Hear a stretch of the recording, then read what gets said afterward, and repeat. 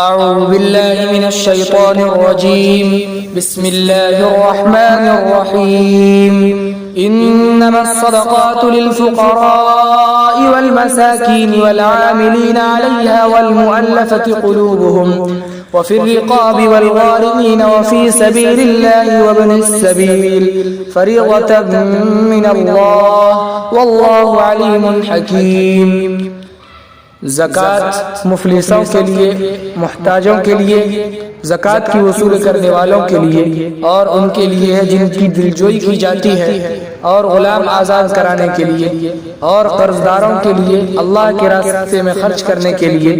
اور مسافروں کے لیے ہے۔ اللہ کی طرف سے یہ طے شدہ ہے،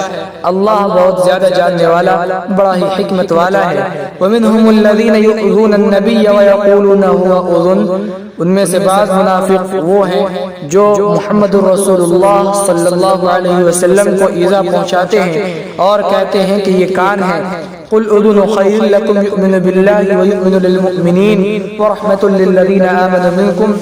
آپ کہیے کہ کان تمہارے لیے بہتر ہے کہ یہ اللہ پر یقین رکھتا ہے اور مسلمانوں کی باتوں پر یقین رکھتا ہے،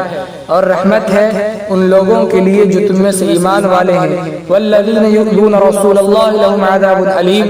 اور جو اللہ کے رسول کو تکلیف پہنچاتا ہے ان کے لیے دردناک عذاب ہے۔ یحلفون باللہ لکم لیرضوکم واللہ ورسولہ احق ان یرضوہ ان کانوا مؤمنین،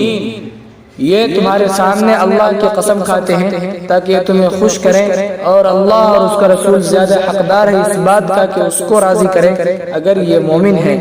أَلَمْ يَعْلَمُوا أَنَّهُ مَنْ يُحَادِدِ اللَّهَ وَرَسُولَهُ فَأَنَّ لَهُ نَارَ جَهَنَّمَ خَالِدًا فِيهَا ذَلِكَ الْخِزْيُ الْعَظِيمُ،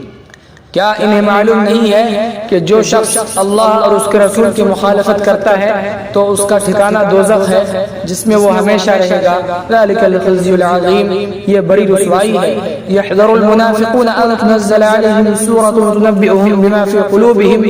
منافق ڈرتے ہیں اس بات سے کہ ان کے بارے میں قرآن کا کوئی ایسا حصہ نازل ہو جائے جو مسلمانوں کو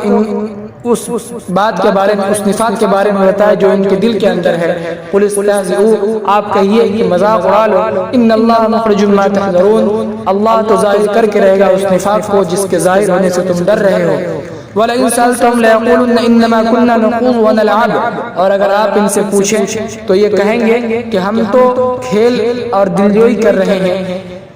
قل اب اللہ وآیاتہ ورسولہ کنتم تستہزئون، آپ کہیے کہ کیا اللہ اور اس کی نشانی اور اس کے رسول کے ساتھ تم مذاق اڑا رہے ہو؟